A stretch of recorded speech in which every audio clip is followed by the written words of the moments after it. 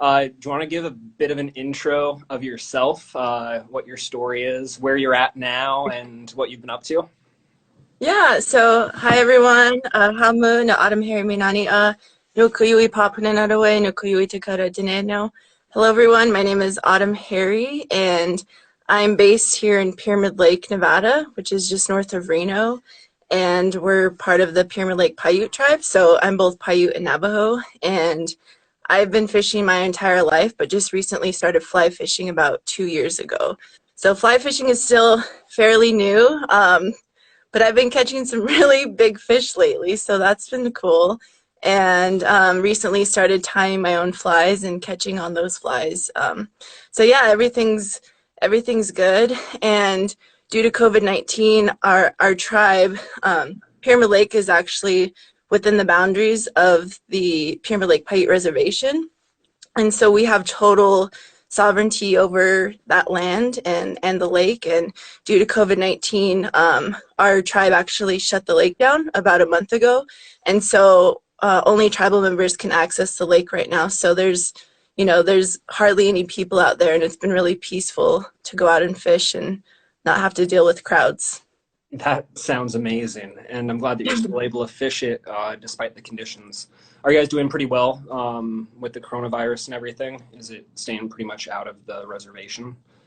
No, it's actually just within the past week, the numbers just kind of went up. So last week it was 4, and then this past weekend it jumped up to 14. And so the numbers are continuing to go up at the moment. And I think this is sort of like the beginning of it for us. It's taken a while to sort of get here and spread, but I think right now it's spreading. So yeah, we're taking all the precautions that we can, but it's pretty scary. There's like people I know that are, families that are potentially affected by that. So it's scary, but we're trying to still organize as a community and trying to help out our elders or people who aren't able to go to grocery stores. So that's been positive. Yeah, you just got, was it Nevada Person of the Day or something like that for the work that Not a you've been hero. doing in bringing a lot of those, actually feeding some of the elders within your tribe with some of their ancestral food sources, those Lahontan cutthroat.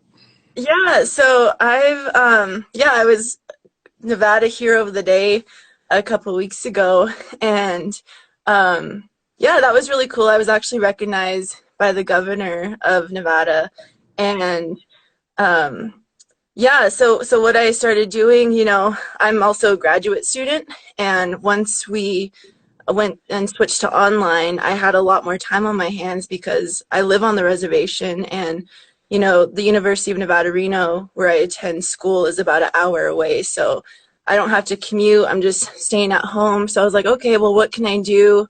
Originally, I started like trying to deliver groceries, but a lot of that was coming out of my own pocket. It wasn't really sustainable for myself or my family. So I was like, okay, well, I can go fish and I can go, get fish for people and make deliveries to elders or families who are in need.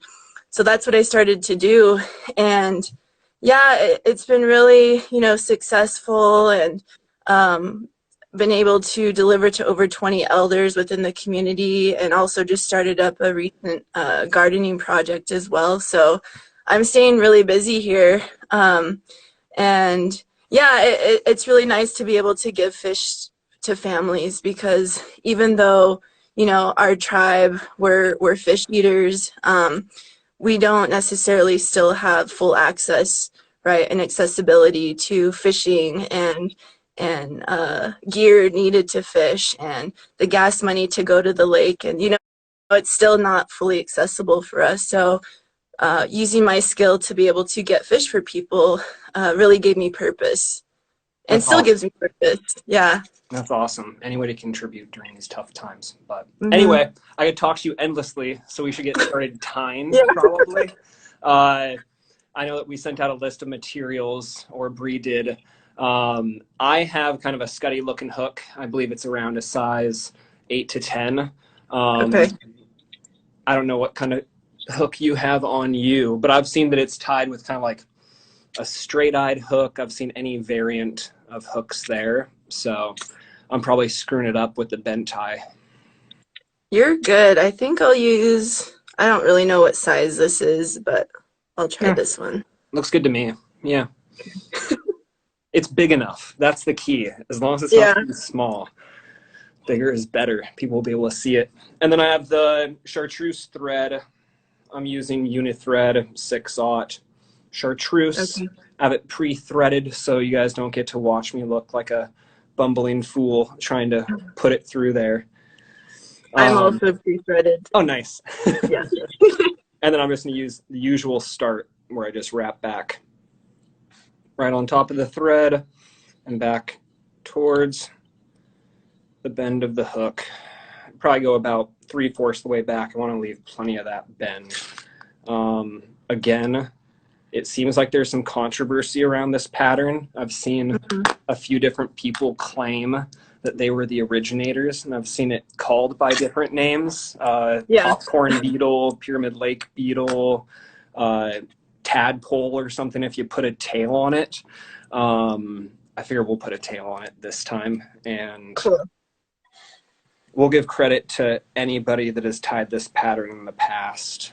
I'm sure everybody's contributed a little bit to it. That's something that I feel like I've seen with a lot of fly patterns. Everything's so similar. I'm sure somebody's tied something like it in the past, but this one's a pretty wonky looking one. So next up, I'm just taking some white marabou.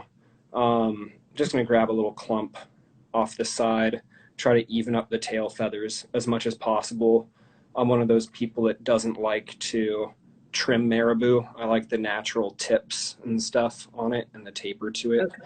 I'm not sure if the fish care that much. I don't think they like a sharp haircut, but I don't know if I have marabou. Let me double check.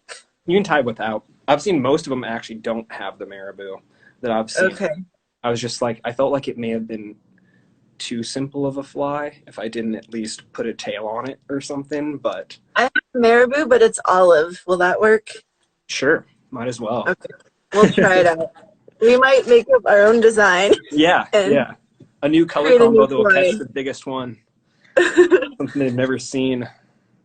Yeah, these fish, they're just, oh my gosh. I mean, yeah, because there's no one out there, you can tell that the fish are happy, and you're just seeing huge fish swimming, and it's spawning season now too, so a lot of them aren't even wanting to eat right now. They're just wanting to spawn. Yeah. So it's been cool. I saw like some of your videos of them just like cruising around like right up next to shore. Oh, gave me shivers. Okay, so what did you do with the chartreuse? Just take a little... Yeah, I just took a little pinch of it. Or are you using the, is that the marabou? Is that the dubbing stuff? This is the marabou. Okay, yeah. I just took like a little pinch and then just tore it off from the stem. Okay. And usually, that's the thing. It's like I love tails and I love that they give like more motion to the fly, but I've noticed that I'll get a lot of short strikes if I have too long of a tail. So I can see why a lot of people tie it without. We're gonna go pretty short, so we'll go like maybe like as much of the hook bend or as much of the hook shank as we're actually using is all that we'll put off the back. So it's just sticking a little bit out past the end. And I'll script that. Do a couple of lockdown ones. Tighten that up. Lockdown. So like, let's see. So you just want this tail end right here? Yep. Yep. Maybe the little tips. Yep, just a little bit of the tips. You can see better there. You can see there's the actual parts that I ripped off the stem are up there, and there's that. And I'm just going to clip this away. Okay. So I just bought some new thread from a local fly shop, and I did a test run earlier, and my thread was just like breaking apart. What size did you get? It's a 200 thread. What is that? 200? Yeah. Well, mine's 200 yards, but it's 6/0 thread. I'm no thread expert. That is the one. I'll definitely say that. I think If mine anybody looks has good. suggestions on thread for autumn, Yeah, let's I see it. would love thread suggestions Yeah. because I did practice and I wasn't like pulling on it hard, but it would just break off. So I'm kind of watching that. Okay, so It's probably just you, not thick enough, I bet. You probably just have to get a little bit thicker thread. I think so. Okay, so you wrapped it around here, Yep, and I right? just have the And tail then, just on there, just like that. oh, did you go all the way to the middle? Did you Uh, wrap it around? well, I have the tail sticking out, so there's no thread behind the tail, and then I'm going to wrap it up, and I'm going to cover up that now, and I'll wrap up, and I'm going to end up back still right at the base of the tail again. So I'm just wrapping it Okay. in just so that it stays put, because we're going to cover that up anyway. Yep, you can cut off all the extra. Okay. And I'd wrap it up. It looks like you could probably wrap more of the tail up. Like I'd wrap further closer to the bend.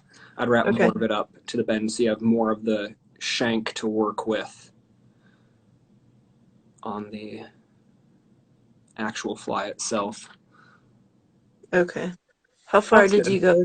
All the way But to the bend? yeah, so it's tough because it's like mine is such a different shank hook or a different shaped Yeah. hook.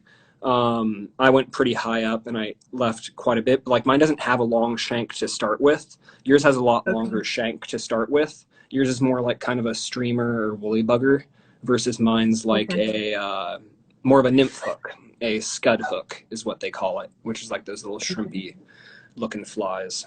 I use this one I think for Cool. like dirty egg patterns for steelhead when I was younger. Cool. Okay, Um, so I'm there. Okay, so next I have some pre-cut foam. I think that different recipes call for different thicknesses. I was only able to find 2 millimeter, which means like that thickness Okay. foam, versus I think they call for like 3 millimeter, which would obviously be 1.5 times this thick. And then the suggestions, and from 0 test runs of trying this, I was told to cut it to the width of the hook bend. So if you see there, more or less I cut that where it's just the same width of the hook bend all the way across. And Okay. I just end up with this big long strip, more or less, which is going to be way more than we actually need. Yeah, that looks Mine good. is also the same width. Oh, looks good to me. Yeah. Okay, so now we're going to wrap this guy in on top of the tail. And okay, so this is where I kind of cheat, and my has a pretty wide bend, and I always have a tendency of having a really strangely shaped bodied fly where Hmm. all the materials that I tied in at the back end end up making for a big old butt, and the front of the fly ends up being like tapered forward. And then don't even get me started with the actual head of the fly. That'll end up like looking like some lopsided weird thing. So I'm going to Okay. actually trim up the part that I tie in, the Okay. foam portion, just a little bit. People can go ahead and attack me for that and tell me how this is going to weaken the integrity of the foam and screw up the actual motion of the fly, but I don't care. I want my fly to look pretty. And it will. So I kind of tapered it down just a little bit so I'm able to get over, and then I'm going to start lightly on the actual wrap so I can try to get it into position and then tighten it up as I go and just work Okay. my way back and do. I mean, there's really no limit on the number of actual wraps you can do. I'm trying to go easy because this thread is real old. I think the last time I used this was, again, when I was tying steelhead flies when I was about a decade ago.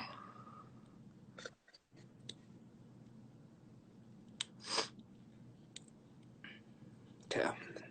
Yeah, I'm just trying not to break my thread. It'll be good with finesse. You can work on your finesse for tying those really tiny little dry flies and things like that. Oh, okay. And then you just went back down to the eye. Yep. Oh, well, actually, no, I shouldn't even have worked up to the eye because we still have one more thing to tie in. We still have the, what did you use? Did you get dubbing or did you get the, I have the, yeah, I got it. yeah, okay. So I've seen also multiple different versions where some people tie it with ice dubbing. which I guess could give it probably more lifelike of a feel. So that's where you'd actually use like a dubbing loop. You can put in the little bits of dubbing. I think did you dub last time you tied? Did you have to use dubbing? I did. Yeah. Yeah. So it's real fun to work with. But if you're good with it, it will give it kind of more of a buggy feel versus this stuff. You can see has pretty short fibers. You won't get as much motion, but it's a synthetic material that puts off quite a bit of flash and everything else. So work it back to where that foam is tied in. So right back to the base of the tail again. And we're going to tie in the ice stub. And then kind of similar to with the foam, I try to strip out as much of that ice stub from like the front as I can. And that'll give me just the actual rope string stuff to tie down on. And again, it just helps with the bulkiness. It'll still cut down a little bit on the bulk. Okay. Tie that in.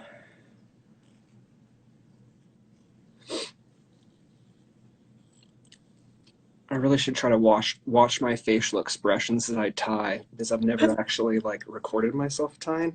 I'm sure that I make some really goofy like concentration faces. You'll know after this. Yeah, exactly. I'll look back at like the comments. I also never used And then did you go all the way to the eye? Yeah, this time I will. I didn't yet, but I will. Or near the eye, I should say. Give yourself a little bit of space in front of the eye, because we'll tie in the foam just behind the eye.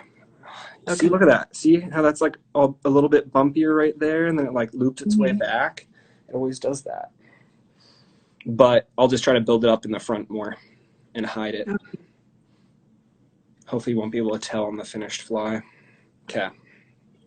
So next up, you're going to take the ice stub that you tied in and wrap it around.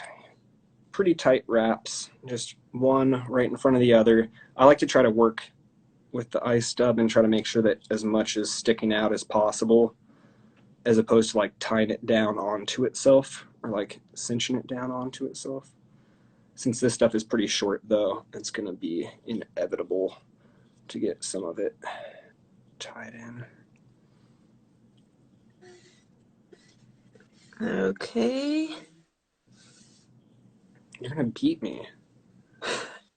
I did already. Damn it. I'm trying to cover up the chunkiness of the back. I already warned you. I was like, this is like Noob teaching Noob. Like, this is literally the first time I've tied this fly. I'll just keep on going back on that excuse. But I will attest that I've not been tying. I used to tie when I was a kid. So I got into fly fishing when I was probably like 7 or 8 at first. And picked up tying pretty quickly. I entered I grew up in Oregon. That's where I'm actually at right now. I'm back visiting family in Oregon, but live in Denver now. And I would tie quite regularly as a kid. Let's see if I cut the thread. Yes, didn't cut the thread. I tie quite regularly as a kid, and I still remember like one Christmas I knew that I was getting a fly tying kit, and somehow I was able to open up the present from one end and sneak out the materials from the actual box and then close it back up and reseal it without my family ever knowing. And when I opened it up on Christmas Day, I acted just as surprised, and nobody was the wiser, unless somebody's viewing right now. So now my secret's out. But who took you out fly fishing? Is past. What's that? Who took you out fly fishing for the first time, or who introduced you? Yeah, my dad did. So I grew up going backpacking. I was just locking that down a little bit more. I grew up backpacking to a wilderness lake quite a bit with my family. There wasn't like my great-grandfather would go up there. But we would tow up a raft and we'd toss out a little dry fly, a mosquito pattern out behind the boat, and my dad would troll me around. And I'd watch the brook trout come up and crush it. So that was my first experience fly fishing, was seeing that. And I think my dad, he didn't even know that like wet flies or streamers existed. So getting like more and more into it, I just kind of nerded out. I have a tendency of like getting interested in something, just going full bore. So that took on my interest as a kid. Nice.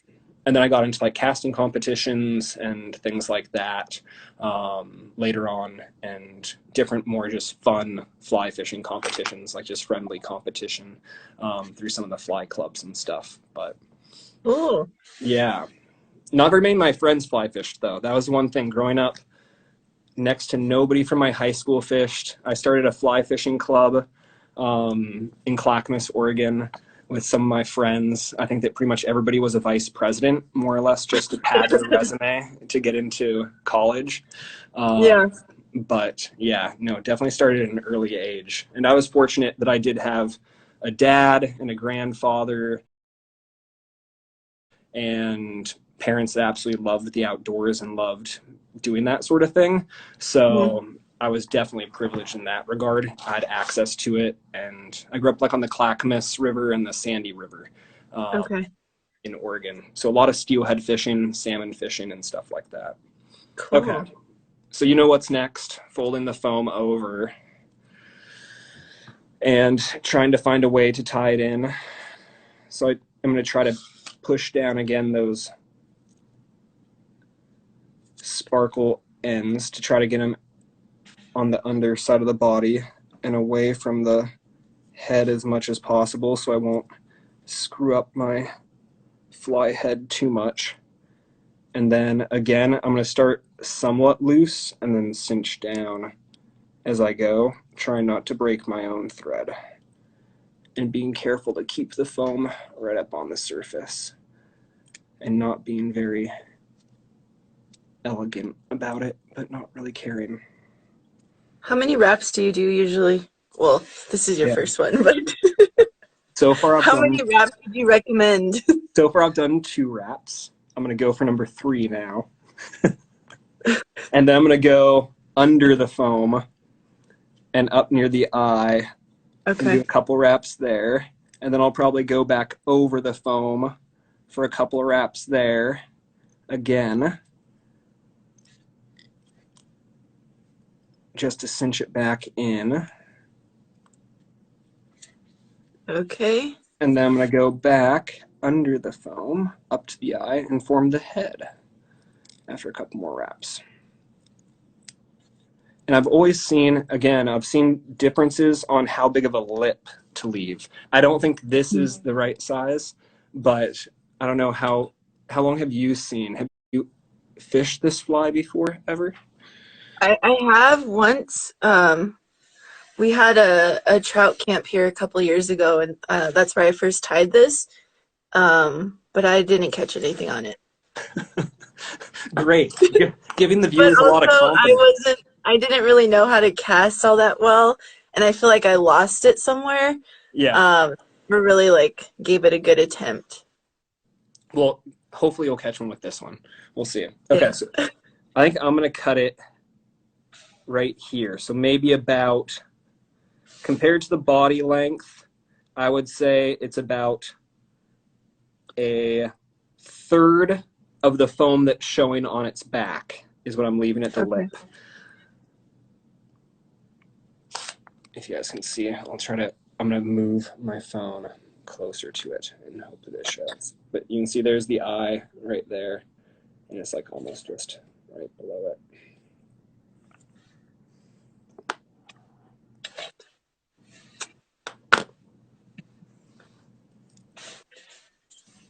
I'm really worried how this whip finishing is going to turn out. Yeah, I'm nervous. Okay, let's see yours. How much lip did you leave? So I watched, I don't even know how many YouTube videos. Let me see if I can put this a little bit lower. Okay. Okay. So I have the 2 fingers, and if anyone has any pointers, let me know. I know that you like to bring this up. Yep. And then put this over. Yep. That's how I do it. You get confused. Yeah, I do this. Wait, hold on. I do half hitches, I think is what it is. So I do that over that. Okay. And then I just wrap. Nope, that's not it either.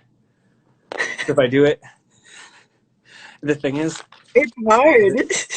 This is what I rely on. Yeah, I don't have one of those. I know.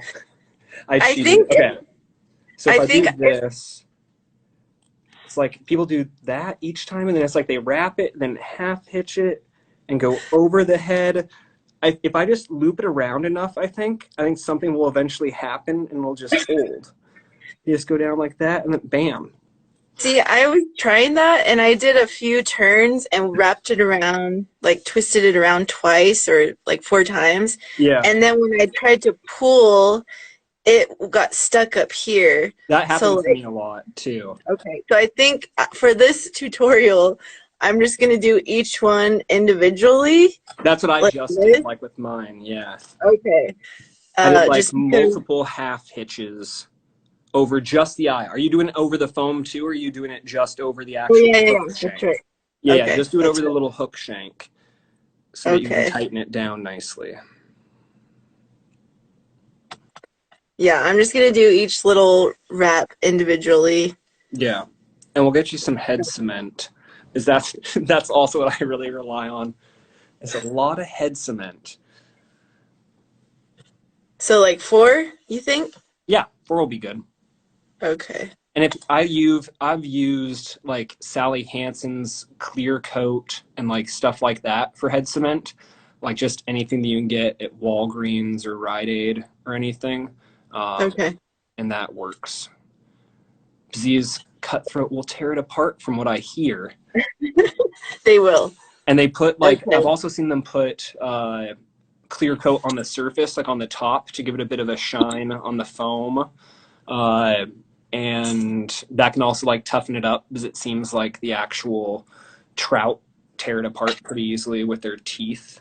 But yeah, no, it can be tied in any combination of colors and stuff as well. Clip it and call it good. All right. Beautiful. Are we showing them off? Yeah. You guys can't see my head, luckily. The head doesn't show very well. It's perfect. So how would you fish this usually? What have you fished it before in the past? So I usually fish the midges or the chironomids, and I don't know if I have. Oh, wait, I might have one here. Um, but right now, this is what they've been biting on. Something like this. Oh, nice. Little red one. So these like 15-pound trout bite on these tiny little things. And It's yeah, it's insane. pretty cool to see actually. And yeah, I went fishing the day before yesterday, and it was really cool because you know these flies are so tiny, and you can see the fish swimming pretty well. And I saw like out of the corner of my eye this big shadow in the water, and I was like, oh man, that's a huge fish. And my fly was still like, I don't know, 10 yards away. And that fish went straight for my fly. And he just like went in that direction and then he bit it and I got a really big fish. Nice, nice. Did you Yeah. keep that one or did he go back? No, he went back. Yeah. Oh, okay. I don't usually keep the bigger fish just because usually their flesh is a little bit more mushy from what I've been told. Mm-hmm. And so I like to keep the smaller fish between like 17 and 20 inches. That's Nice. small for us. Yeah, I know. I was gonna say for most people that's not that small. Yeah. I have caught lahantans before, up on like the Truckee River, like up on one of the far upper forks of it. So like still within their native range and stuff, but they were just the tiny little like stream versions where it's like I think a 10-inch. 10-inch was probably the biggest one that I got, but is for the California Heritage Trout Challenge, Okay. which is a big shout out to California Department of Fish and Wildlife. They do a cool program introducing people to different native trout all throughout the state. There's like I think 12 or 13 different subspecies of cutthroat, rainbows, goldens, and Wow. all that scattered all over. That's a lot. Yeah, and you get a cool certificate and a hat and everything, and when you actually achieve it, and it's all free, so it's kind of cool. but I've Cool. never That fished is Pyramid, so I need to come out there and fish with you sometime for sure. Yeah, you're always welcome. The fish are beautiful, and I mean, I grew up, because I grew up here, I thought all of the fish were like that, and I'm so used to how big they are. And I just barely started fishing at other places within the past couple of years, so it's been really cool to fish for other species as well. But we have a pretty special fisheries here. Definitely. And it helps with, I mean, I think that lake fishing helps with casting a ton too, because you actually have to get the fly out there some distance. Do you do the whole ladder thing, stand on the ladders, or do you mostly just fish from shore or off the cliffs or things like that? Yeah, I usually fish from shore, but I have friends who have ladders, and so I've actually hit them up because they can't, they're guides and they can't fish right now. So I'm gonna try to take a ladder out because the ladders you want to use in the more shallow beaches, but those trout like to swim in the shallow waters, especially during spawning, and so you can, there's just a lot of like big schools of fish that are swimming. So that's when the ladders really come in handy. Nice.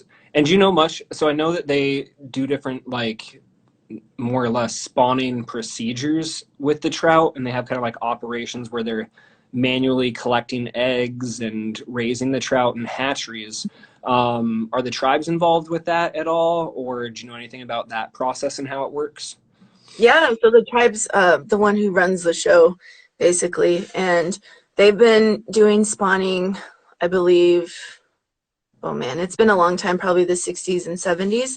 Um, and the spawning, we have a spawn channel, and the channel basically simulates a river once we turn on the water.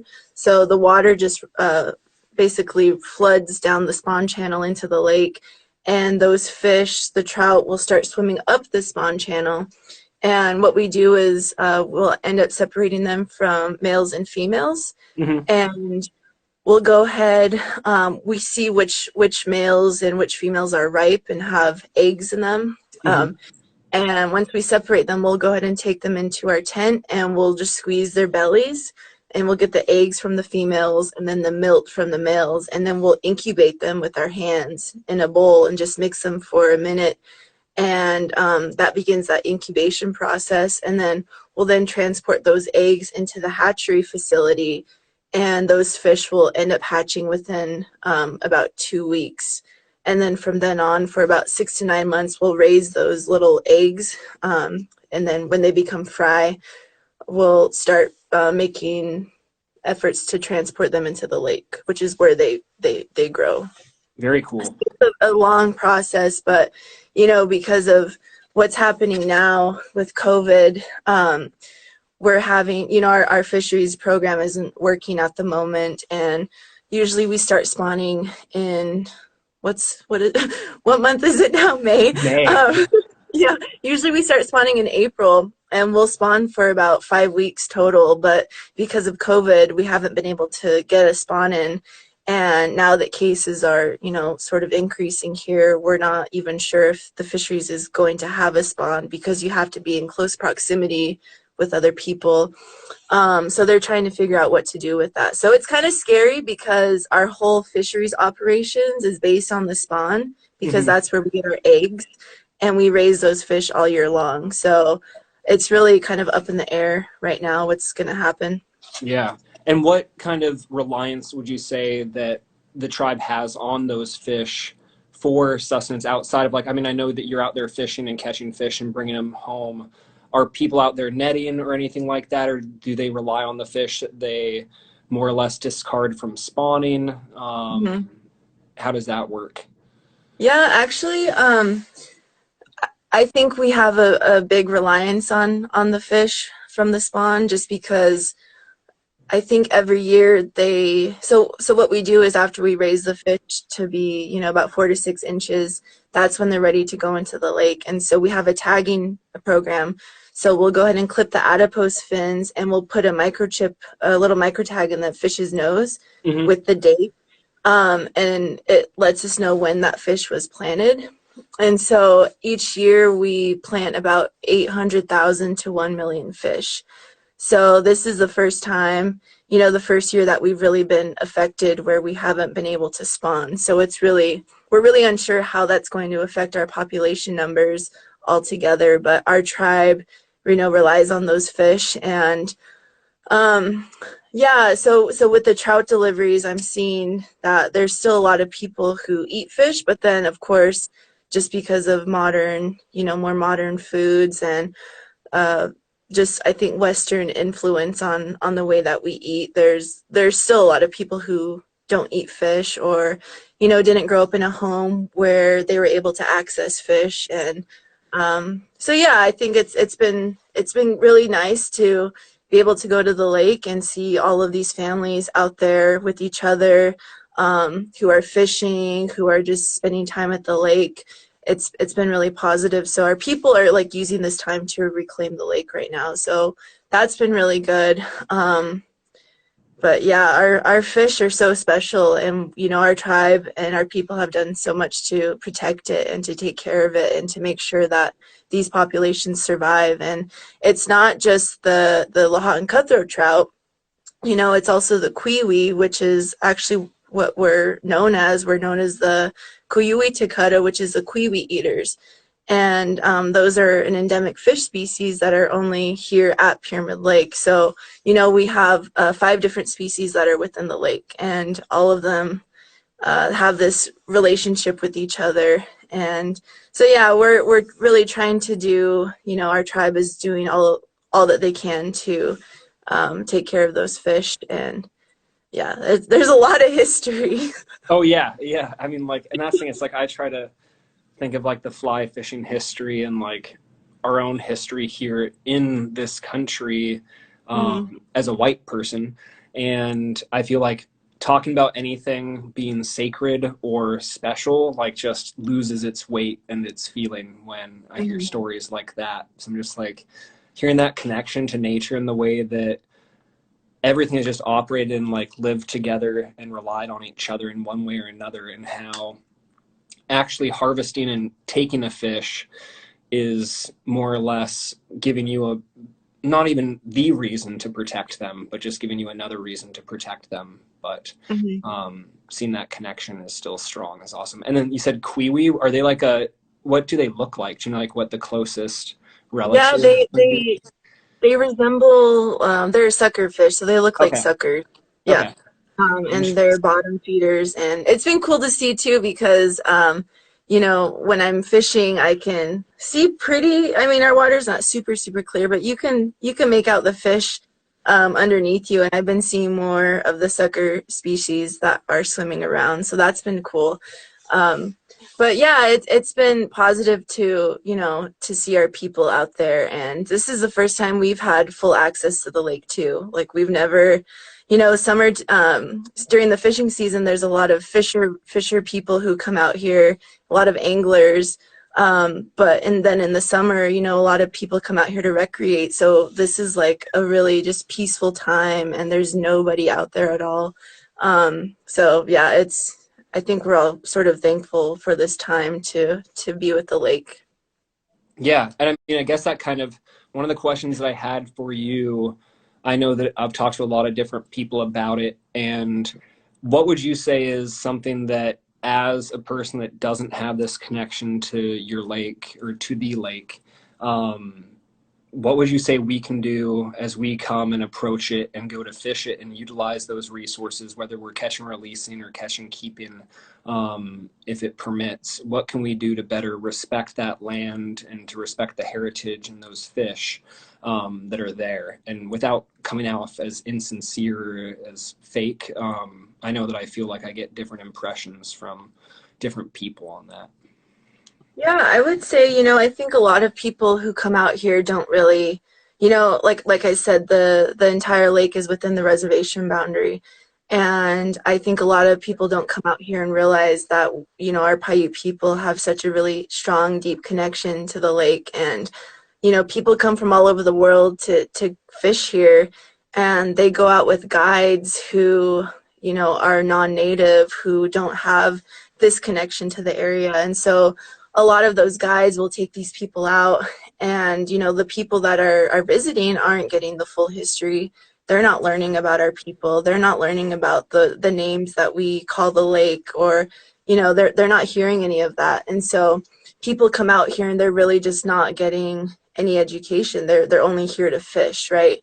And that's really all that matters to a lot of people. So yeah, I think if more people could just acknowledge the, you know, our people that are here, and make an effort to learn about the history, because our people, you know, we've dealt with dam projects upriver, and we've dealt with our fish species going extinct because of water diversions. And yeah, so people don't hear that history when they come here, and they don't learn about that.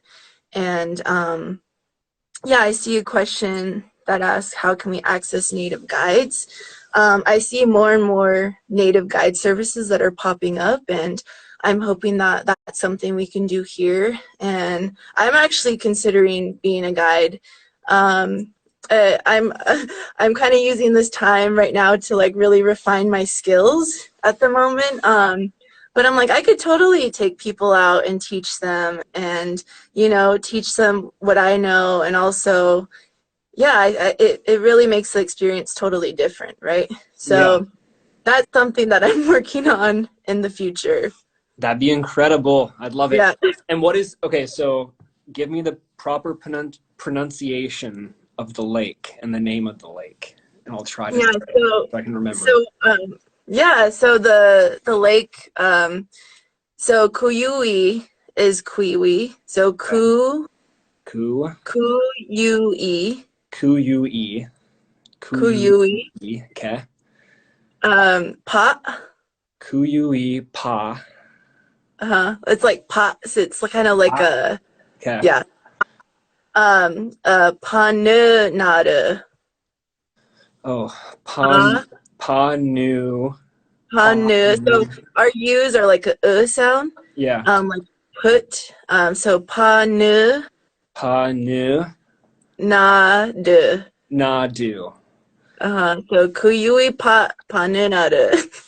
Kuyui panu nadu. That wasn't bad. I don't mean to laugh. Like, I'm sorry that I'm laughing at myself and the pronunciation. So it's a beautiful name, okay, one more the time. respect it deserves. Okay. Kuyui pa. Kuyui pa. Panunada. Kuyui pa nanu nadu. Do? It's two separate words. So Kuyui pa. Kuyui pa. Panunada. Panunadu. Kuyui pa nanu nadu. Okay. I will get it down. I promise. Next time we talk. We'll practice more. Yeah. I definitely tried. Thanks. Yeah. So yeah, a lot of people don't hear that and don't get to learn that when they come here, and you know, that's why there should be more native guides. And I think, you know, I'm still so new to fly fishing, but everywhere you fish is native land, right? And you have to think about the people that have been removed from those spaces so that people can recreate there. And yeah, people who have guide services or who have these, you know, really big lodges get riverfront property, and they're able to take people out and make money off of, you know, visitors coming. But people were still removed from those spaces. So I think if people can sort of just think about, you know, where they're fishing and the original people from those areas, it sort of changes, again, that experience. And yeah, I definitely encourage people to do that, and to just begin thinking more about the land that they're on when they're fishing. Definitely. And do you find it like, so that's something that I've always like struggled with and thought about, is I see a lot of people like geotagging on their Instagram and things like that, the name of the tribes that originally inhabited the land that they're on. Do you find any value in that, or do you find it kind of like you'd rather see people respecting the land and acknowledging it outside of just an Instagram post or something like that? And that's kind of been, I guess, where I've struggled with it. It seems almost not being fake, but still trying to figure out how to acknowledge. Yeah, no, I think all of it for sure. I mean, for a lot of people, that's still the first step, is just land acknowledgements. And, you know, we still have a lot of work to do and we still have a long ways to go. But again, for a lot of people, that just acknowledgement is like the very first step, and then it could lead to more things, right? Yeah. Um, so all of it, yeah. Awesome. I'm glad you know, because like that's the thing, I've always just been scared to like put my foot out there, or like to put my neck out there, I guess, just because I didn't Mhm. want to seem insincere, or like it was just a, I guess, a glance at wokeness or something like that. But I mean, it really is there. I know that there's a lot of people that actually truly think about that and care about the people Mhm. who came before and whose land it really is. So Yeah, definitely. I really appreciate you taking the time to talk to me. And Yeah, this was it's been fun. awesome. It's been really fun. I can sit here. I know that we have an audience, but it's like I can still just sit here and just talk to you regardless. So I'm really Yeah, excited to actually go we'll have to fishing. do this again. Yes, please. Like, let's do it again, and then we should get together and go fishing. Whether you come out to Definitely. Colorado or I come out to Nevada, Yep. once all this is through, at least. But Yes. After COVID, we will fish together. definitely, definitely. I'm sending you the best well wishes and prayers and all that, and stay safe and strong and keep on fishing. Thank you. Yeah, I'm gonna be out there. I've been out there quite a bit, and so I think you know, that's what's given me a lot of peace at the moment, is just being able to go fishing, and that's kind of a place where I can just really reflect on everything, you know. And I think you know, right now is just, it's everything's really stressful, and it's easy to get anxious and feel anxiety. So really thankful for the lake for being able to be there, you know, when we need her most. So yeah, I thank you, Justin, and this was a lot of fun. I'm gonna try these beetles out, Oh and yeah, I'll let you know we got to show how they everybody do. our final beetle. Make sure everybody Yeah, sees what we actually tied besides just talking. Um, oh yeah, and in we case did you didn't do it. mention, apparently you fish it on a sink tip, so like a sinking line, since the foam and stuff that'll actually get it down, and it'll give it some motion and stuff as you're twitching it or stripping it back. So it'll be like a cast and strip technique. And yeah, thank you so much again, Autumn, for sharing all your knowledge and I guess your history and everything like that, and just your passion. It's been so awesome. And thank you, Bree, for organizing it. Oh yeah, thanks, Bree. Make sure to follow Confluence Collective. Yes, It's a and lot more follow Brown interesting than Folks mine. Fishing too. Follow what? Brown Folks Fishing. Say it again. Oh, and follow Brown Folks Fishing Oh too. yeah, yeah, definitely, definitely. And we'll be All right. around. Feel free to go into our Instagrams and ask us any questions if you guys have anything else. Bye, Cool. All everyone. right. We'll see you. Bye, Bye. Autumn.